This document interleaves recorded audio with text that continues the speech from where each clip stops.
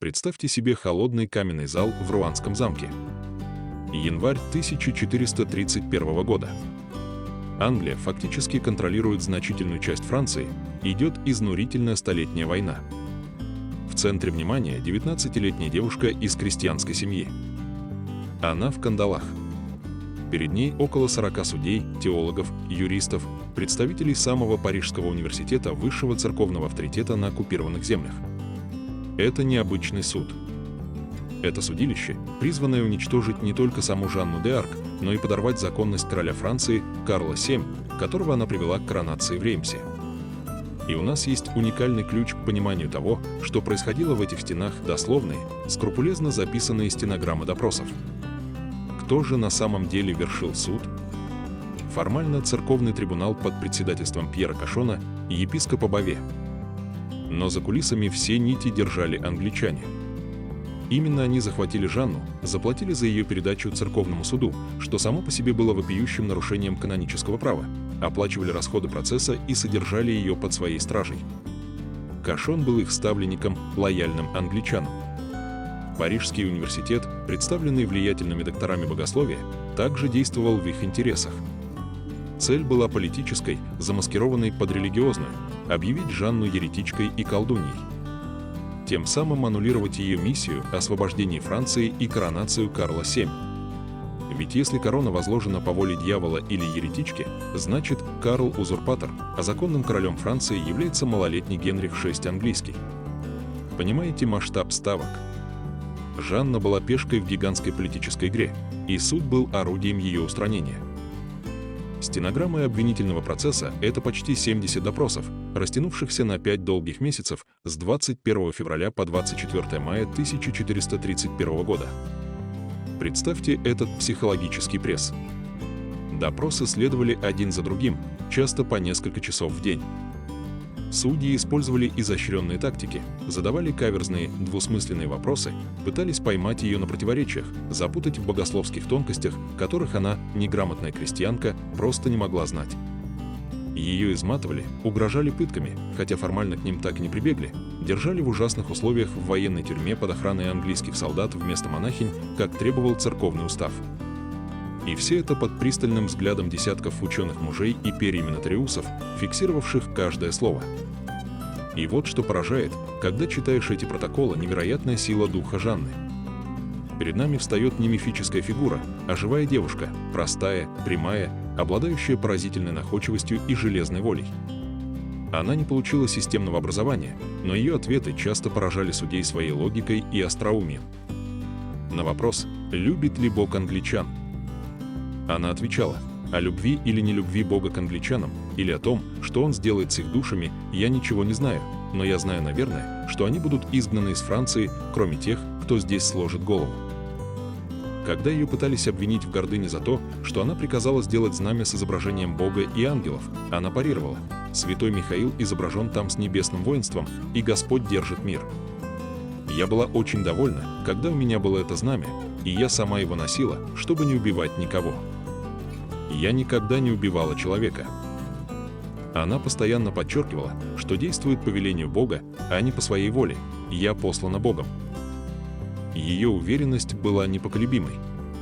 На вопрос, считает ли она себя в состоянии Божьей благодати, коварный богословский капкан, ведь церковь учила, что никто не может быть в этом уверен, Жанна ответила с потрясающей простотой и глубиной: «Если я не в благодати, да не спошлет ее мне Бог, если же в ней, да сохранит меня в ней Бог». Я была бы самой несчастной на свете, если бы знала, что не в милости Божьей. Судьи были ошеломлены, ответ был безупречен и избегал осуждения.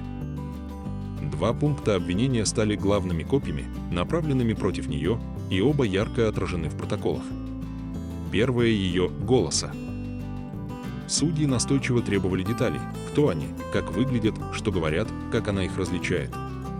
Жанна описывала их как святых у архангела Михаила, святых Екатерину и Маргариту.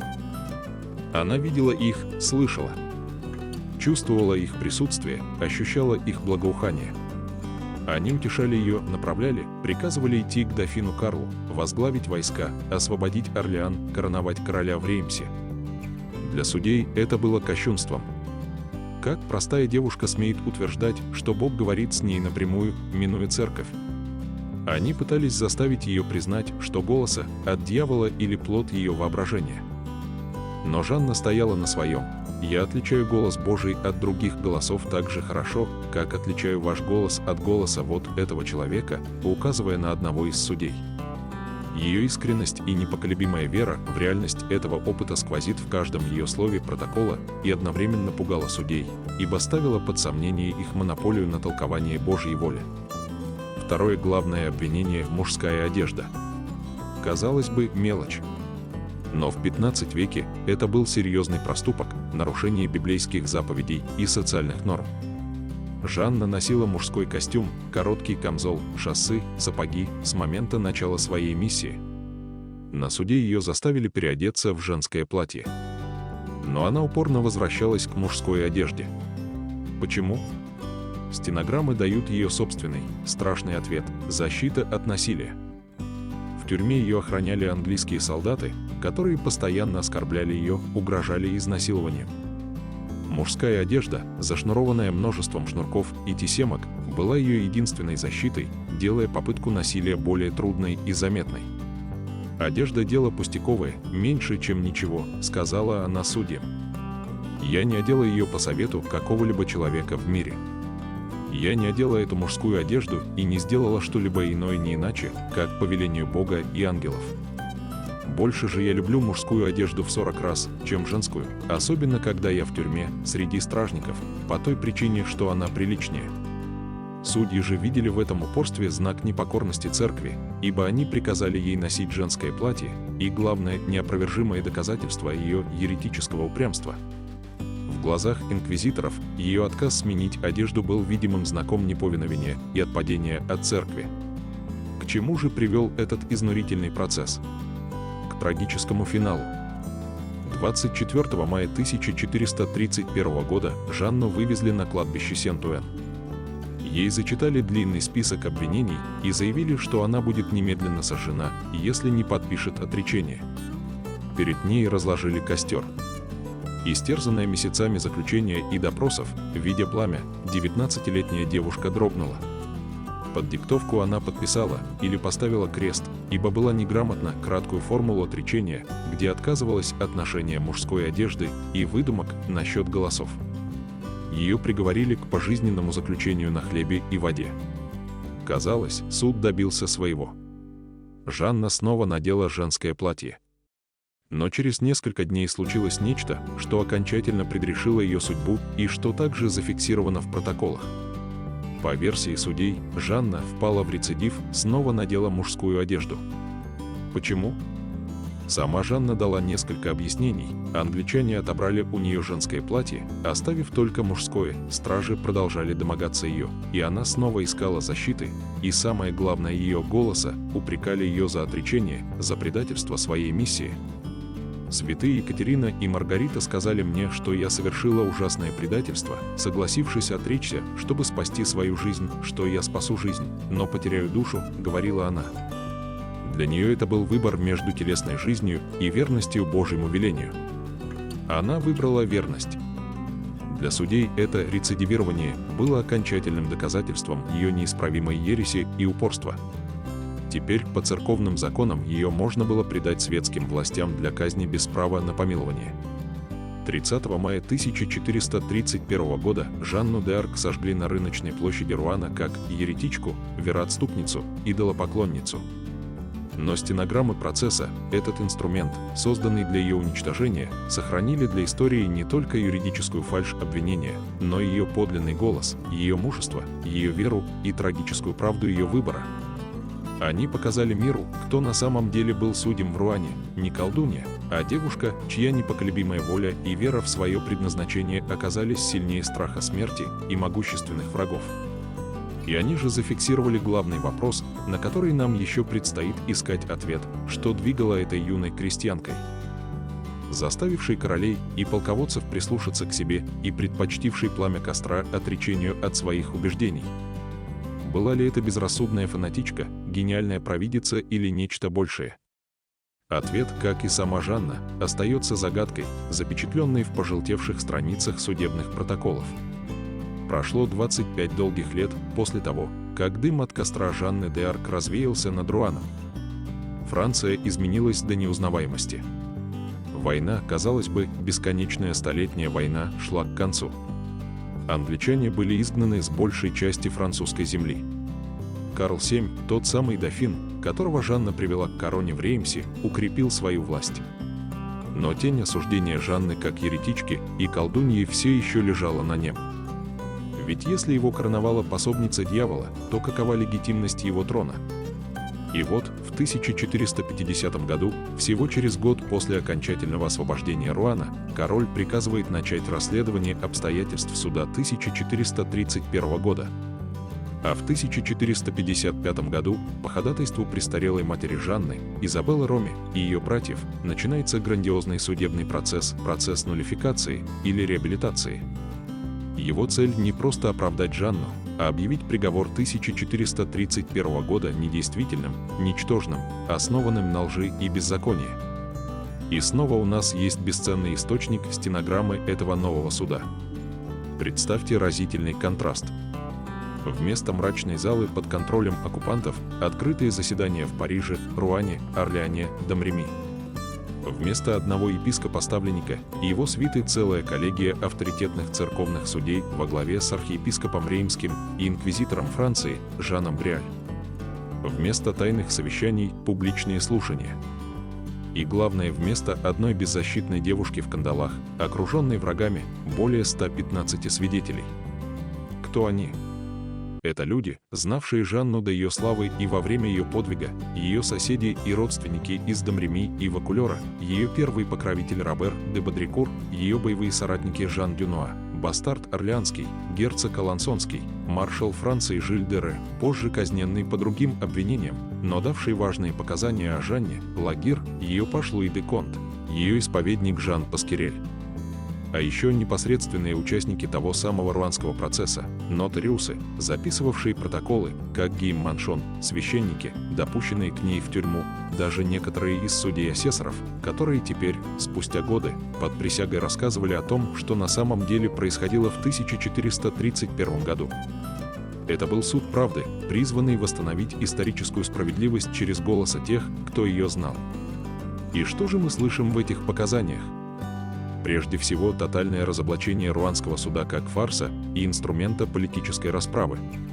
Свидетель за свидетелем рисует картину вопиющих нарушений процедуры, давления и откровенной фальсификации. Гийм Маншон, нотариус первого процесса, под присягой рассказывает, как его записи редактировались Кашоном и его людьми, как из показаний вычеркивалось все, что говорило в пользу Жанны, а невинные слова превращались в ересь. Я часто видел, как нотариусы и асессоры изменяли свои записи по указанию Кашона, заявлял другой участник, Жан Масье. Священник Мартен Ладвеню, допущенный к Жанне в тюрьму, поведал, как ее запугивали пытками, как англичане постоянно угрожали ей, как ей отказывали в самом главном – в праве на адвоката и апелляцию к папе. Все было сделано по воле англичан, повторяли многие свидетели. Сам Кашон, уже умерший к тому времени, предстает в их рассказах как человек, одержимый желанием погубить Жанну любой ценой, выполнявший политический заказ. Риторический вопрос к зрителю: почему эти люди, многие из которых молчали или даже участвовали в осуждении Жанны в 1431 году, спустя четверть века так охотно и подробно рассказывали о беззакониях?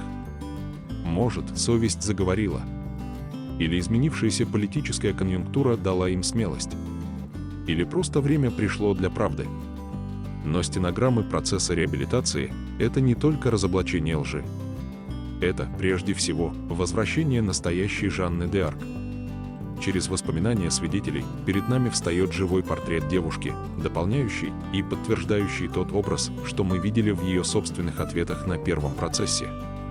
Соседи из Домреми, знавшие ее с детства, описывают ее как набожную, трудолюбивую, скромную и добрую девушку, часто ходившую в церковь, помогавшую бедным. Она была простой и благочестивой, как и другие девушки нашей деревни, говорили они.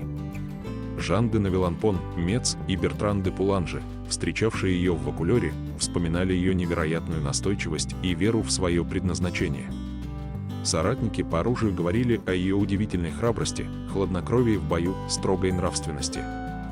Герцог Алансонский вспоминал, как она умела предвидеть опасность на поле боя, как заботилась о солдатах, запрещая сквернословить и посещая публичные дома, как требовала от них исповедоваться перед сражением.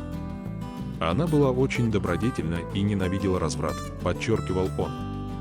Ее духовник Жан Паскерель подробно рассказывал о ее глубокой и искренней набожности, о том, как часто она исповедовалась и причащалась, как молилась. Эти показания били в самую суть обвинения в ереси и колдовстве. Разве могла колдунья так ревностно соблюдать церковные обряды? Разве еретичка так яростно боролась за честь Франции и своего короля?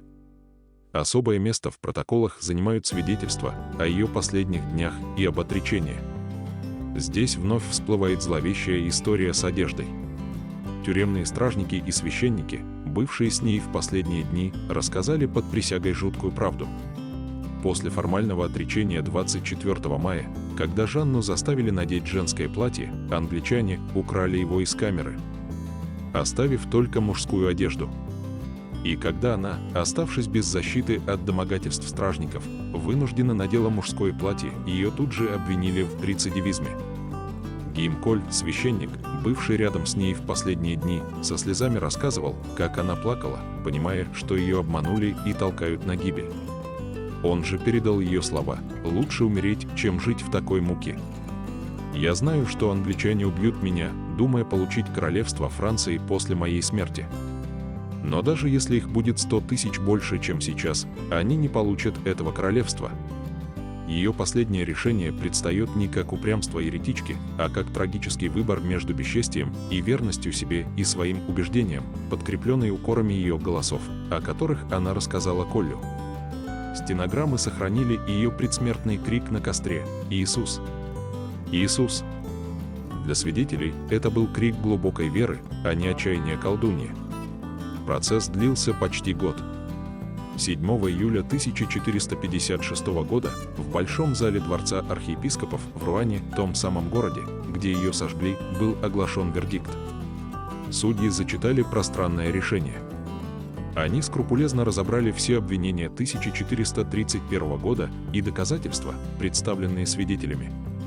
Их вывод был однозначен и суров: процесс 1431 года был недействителен, порочен, полон грубых юридических ошибок, клеветы, лжи и злого умысла. Его приговор был объявлен оскверненным ложью, клеветой, несправедливостью, противоречиями и явными ошибками в фактах и праве. Жанна д'Арк была полностью оправдана от всех обвинений. Ее осуждение признали результатом личной ненависти и политической враждебности Кашона и его сообщников, действовавших по указке англичан. Судьи подчеркнули ее чистую веру, добродетельную жизнь и героическую службу королю и королевству. Ее казнь была признана жестокой и несправедливой. Формально оправдывали не ее голоса, это оставалось предметом личной веры, а ее саму от клеветы в ереси и колдовстве. Ее честь и доброе имя были восстановлены. Мать Жанны, Изабелла Роми, присутствовавшая на оглашении приговора, дождалась справедливости для своей дочери. Риторический вопрос, что значила эта реабилитация для Франции XV века? Это был не просто акт исторической справедливости. Это было очищение короны Карла VII от позора, окончательное утверждение национального единства после долгой войны, заложенного, в том числе, и подвигом простой девушки из Домреми. Стенограммы процесса реабилитации не просто отменили приговор, они вернули Франции и миру подлинный образ Жанны д'Арк, не еретички, а героини, мученицы и дочери своего народа, чья вера и мужество были сильнее огня и лжи. И этот образ, запечатленный в показаниях тех, кто ее знал и любил, оказался несравненно мощнее и правдивее, чем все обвинения руанского суда. Итак, у нас в руках два уникальных документа – стенограммы суда, осудившего Жанну д'Арк на смерть, и стенограммы суда, полностью ее оправдавшего и объявившего первый приговор недействительным. Эти пожелтевшие пергаменты и бумаги – не просто сухие юридические акты. Это машина времени, позволяющая нам услышать живой голос 15 века, заглянуть в самую гущу одного из самых драматичных процессов в истории. Но что же делает эти записи поистине бесценными? И какие загадки они оставляют нам, людям 21 века? Во-первых, это уникальное окно в мир и ум простого человека эпохи Средневековья. Историки постоянно сетуют, что до нас доходят голоса королей, епископов, хронистов элиты. Голос же простолюдина, да еще женщины, да еще крестьянки – это величайшая редкость. Жанна не умела ни читать, ни писать. Единственный автограф, который у нас есть, это ее крест под отречением. Но стенограммы дарят нам ее подлинную речь, записанную со слов переводчиков. На руанском процессе ее допрашивали на французском, но протоколы вели на латыни, стараясь передать смысл. Мыслен ее простой, образный язык, полный крестьянской логики и здравого смысла. Мы видим ее эмоции, вспышки гнева, когда ее обвиняют в колдовстве. «Я не колдунья». Святые Екатерина и Маргарита говорят со мной, слезы отчаяния в тюрьме, ее острый, порой ироничный ответ на каверзные вопросы судей. Мы узнаем детали ее детства в Домреми, ее веру в чудесные источники и дерево фей, ее ужас перед английскими солдатами, ее практичные соображения о мужской одежде как защите. Это не легенда, не вымышленный образ. Это живая девушка из плоти и крови, со своими страхами, убеждениями, юмором и непоколебимой волей, запечатленная в момент величайшего испытания. Каждая страница протокола – это искра, высеченная под страшным прессом суда. Во-вторых, стенограммы – это эталонный пример исторического источника, требующего критического взгляда. Да, они уникальны. Но можем ли мы им верить безоговорочно? Вот где начинается работа историка. Возьмем протоколы обвинения, 1431 год. Их вели враги Жанны. Записи делались не дословно на ее родном языке, а переводились на латынь нотариусами, подконтрольными епископу Кашону.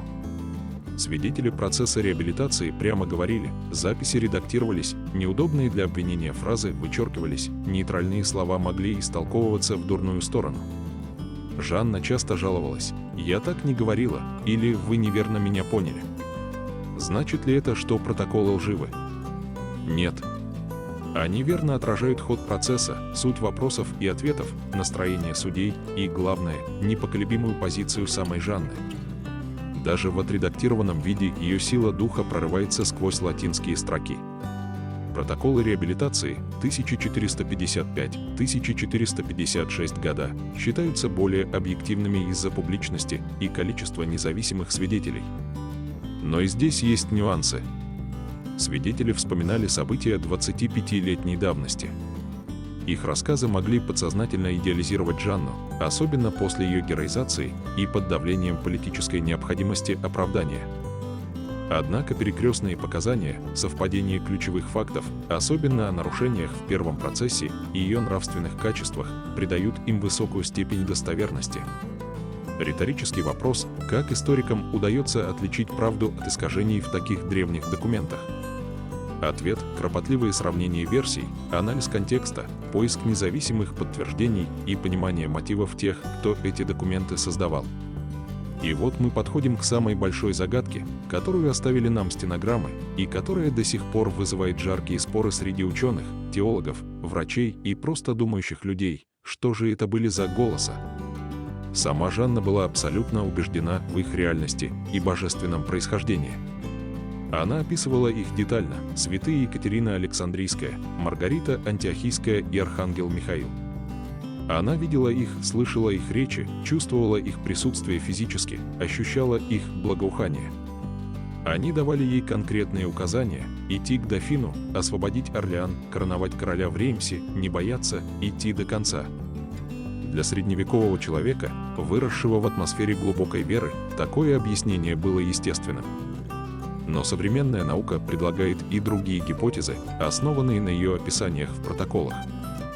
Мистический опыт, глубокая, экстатическая вера, порожденная трагической обстановкой войны и ее личным горячим желанием спасти Францию. Стенограммы показывают ее феноменальную концентрацию на миссии. Эпилепсия височной доли. Это заболевание может вызывать сложные слуховые и зрительные галлюцинации религиозного содержания, ощущение присутствия, экстатические состояния. Некоторые исследователи видят в описаниях Жанны внезапность появления голосов, звон колоколов как спусковой крючок, физические ощущения, признаки этого. Туберкулез или другие инфекции. Высокая температура могла способствовать галлюцинациям. Есть упоминания о ее болезнях в детстве. Шизофрения или иное психическое расстройство, хотя большинство серьезных исследователей, как историки, так и психиатры, отвергают это. Поведение Жанны, зафиксированное до, во время и после ее миссии множеством свидетелей, не соответствует картине психоза. Она была исключительно рациональна, целеустремлена, обладала ясным умом и выдающимися лидерскими качествами. Важнейший вывод из стенограмм. Какой бы ни была природа голосов, Жанна де Арк была абсолютно искренна в своей вере в них. Она не симулировала, не лгала. Она жила этим опытом и была готова умереть за него. Ее невероятные успехи, прорыв блокады Орлеана, победоносный поход на Реймс слишком реальны, чтобы быть просто плодом безумия. Они говорят о ее феноменальной силе убеждения, харизме, интуиции и, возможно, о каком-то уникальном даре, который она сама интерпретировала как божественное откровение. Стенограммы не дают нам однозначного медицинского или богословского ответа. Они оставляют нам тайну веры и человеческого духа, заставляя задуматься, где грань между вдохновением, гениальностью, мистикой и патологией. Что двигало этой девушкой на самом деле? Риторический вопрос к зрителю. Как вы думаете, можно ли, опираясь на эти древние записи, поставить Жанне диагноз? Или ее феномен просто не укладывается в рамки современных категорий? Наконец, стенограммы стали фундаментом ее бессмертной славы и святости. Процесс реабилитации очистил ее имя. Но именно подробные записи ее ответов на первом суде, демонстрирующие ее мужество, веру и незаурядный ум, а также трогательные свидетельства о ее жизни и добродетелях со второго процесса, стали основой для народного почитания, которое росло веками. Историки XIX века, такие как Жюль Кишра, опубликовавшие полные тексты протоколов, открыли миру подлинную Жанну, а не мифологизированный образ. Церковь, тщательно изучив те же самые документы, особенно ее веру, добродетели, мученическую смерть и посмертное чудотворное влияние, причислила ее к лику блаженных в 1909 году и канонизировала как святую в 1920 году. Стенограммы были ключевым доказательством ее святости. Так, кем же была Жанна де Арк? Стенограммы судов не дают нам простого ответа. Они показывают нам множество Жан. Жанна мистик, убежденная в своем прямом общении со святыми. Жанна патриот, горячо любящая Францию и ненавидящая оккупантов. Жанна воин, бесстрашная и тактически одаренная, как подтверждали ее соратники на реабилитации. Жанна дева, непоколебимая в своей чистоте и вере, ненавидящая разврат. Жанна жертва, беззащитная девушка, сломленная несправедливым судом и преданная теми, кому служила. Жанна символ невероятной силы воли, способности бросить вызов системе и пойти до конца. Ее образ стал могущественным символом для Франции национального единства и сопротивления, для католиков веры и мученичества, для женщин силы и способности нарушать гендерные нормы, для всех людей победы духа над несправедливостью и страхом. Стенограммы судебных процессов – это не просто исторические документы. Это зеркало, поднесенное к лицу эпохи, к лицу власти, к лицу человеческой веры и мужества. Они сохранили голос девушки, которая сгорела в огне, но чья история, запечатленная чернилами на пергаменте, продолжает обжигать сердце и заставлять нас спорить, восхищаться и задумываться о природе подвига, веры и самой истории спустя почти 6 столетий. И главный вопрос, который они оставляют нам, что в итоге оказалось сильнее, огонь костра в Руане или правда, зафиксированная в судебных протоколах? Ответ, кажется, очевиден.